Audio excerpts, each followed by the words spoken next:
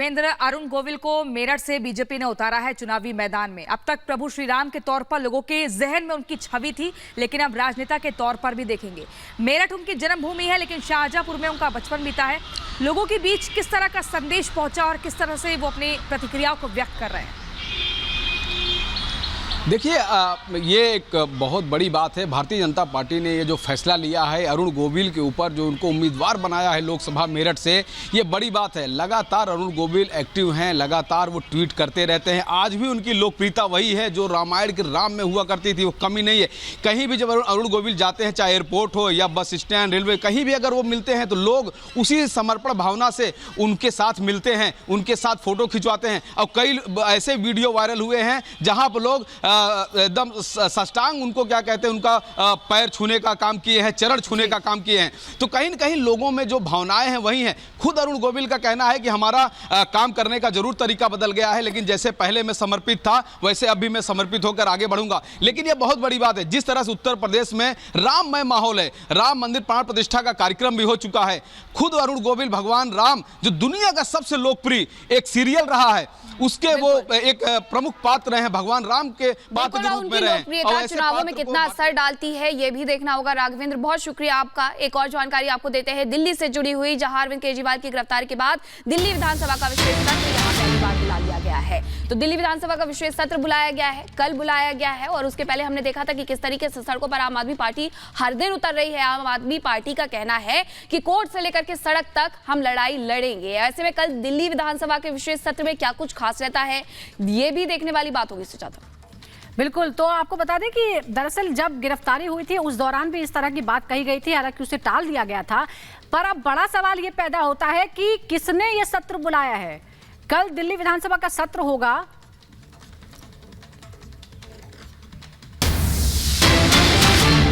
इधर बीजेपी का विपक्ष पर तीखा हमला, विभाजनकारी बयान दे रहा है विपक्ष। बीजेपी की तरफ से कहा गया है हार के डर से परेशान है। सुधांशु त्रिवेदी ने कहा है पीएम के खिलाफ अभद्र टिप्पणियां की जा रही हैं क्योंकि विभाजन करना चाहता है, परेशान है विपक्ष और इसी तरह से अभद्र टिप्पणियां की जा रही हैं। विभाजनकारी बयान देने का आरोप सुधांशु त्रिवेदी ने लगाया है। यह भी कहा है कि हार की डर से हताश है और इसीलिए इस तरह के बयान दिए जा रहे हैं।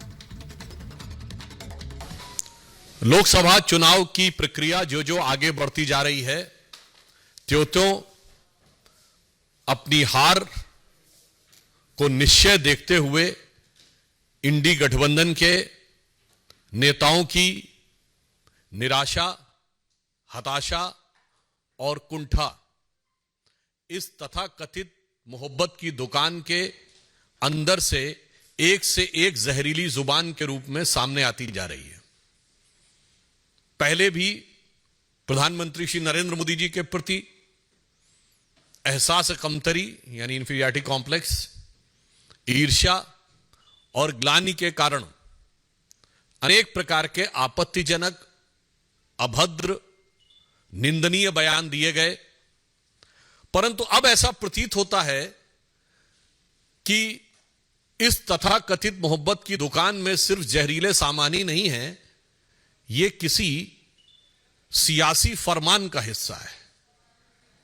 मतलब there is a possibility of a political dictate which is been given from the top to carry on giving this type of dastardly statements not only against Prime Minister Shri Narendra Modi ji, but going to the extent of creating a divisive mindset among the people of the country. यानी अब सिर्फ प्रधानमंत्री श्री नरेंद्र मोदी जी के प्रति अवमानना और इसके बयान से आगे बढ़कर भारत के अंदर विभेदकारी, विभाजनकारी। ट्विटर पर मेरा नाम का दुरुपयोग करके एक पैरोडी अकाउंट चलाया जा रहा है, सुप्रिया पैरोडी के नाम से। भले ही सुप्रिया श्रीनेती जी अभी डिनाई कर लें, इनकार कर लें कि उनका अकाउंट हैक हुआ है, ये ऐसी घिनौनी सोच है, ये अस्वीकार्य है, परंतु ये कांग्रेस की मानसिकता को झलकाता है।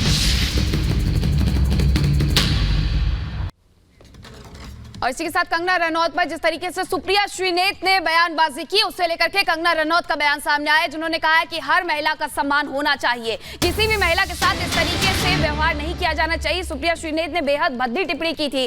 अब यहाँ कहा गया है कंगना रनौत की तरफ से कि पेशे के आधार पर अपमान गलत है, अभद्र टिप्पणी से मुझे दुख पहुंचा, मैंने अपना जवाब दे दिया है, आज जेपी नड्डा से होगी मुलाकात और पार्टी के निर्देशों का पालन करूंगी, ये भी कंगना रनौत कहते हुए नजर आई हैं।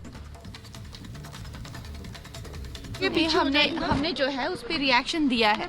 मेरी जो है, मुझे नड्डा जी ने दिल्ली बुलाया है, उनसे मीटिंग होने के बाद ही मैं कोई प्रतिक्रिया आगे दे पाऊंगी। और आप मंडी से चुनाव लड़ रही हैं, कितनी तैयारी है कंगना जी आपकी? मैंने उस पर आपको जवाब दिया है, अगर आप देखें तो मैंने उस पर जवाब दिया है कि मैं एक अभिनेत्री हूँ और अभिनेत्री होने के कारण या जो भी किसी भी महिला का कोई भी, चाहे उनका व्यवसाय हो, कोई भी उनका काम हो, पेशा हो, हर महिला, चाहे वो टीचर हो, चाहे वो एक्ट्रेस हो, चाहे वो जर्नलिस्ट हो, चाहे वो राजनीतिज्ञ हो या वो चाहे सेक्स वर्कर हो, किसी भी तरीके की जो महिला हैं वो डिग्निटी जो है वो डिजर्व करती हैं। और किसी भी महिला को अपमानित करना, उसके सेक्सुअलाइज करना, और खासकर सबसे ज़्यादा जो मुझे दुख हुआ है वो जो मंडी जिसे छोटा काशी कहा जाता है, पूरे विश्व में छोटे काशी के नाम से प्रसिद्ध है, जहाँ पे ऋषि पराशर से लेकर ऋषि मार्कंडेय जी ने तपस्या की है, उसके बारे में इतनी भद्दी टिप्पणी, तो हम सब मंडी वासी जो हैं वो बहुत ही कष्ट हमें हुआ है इस चीज़ को लेकर। मैम आप एक्शन लेंगे, एक्शन में जाएंगे, महिला आयोग में जाएंगे?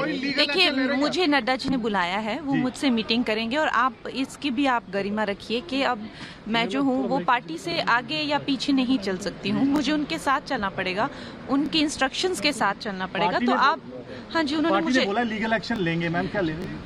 मुझे वो जाकर बताएंगे। आपको पता है ये घटना, पिछली रात तो मुझे टिकट मिला, उससे अगली रात जो है ये घटना हो गई, तो आज मैं नड्डा जी से मिलने जा रही हूँ, तो आप भी थोड़ा संयम रखिए।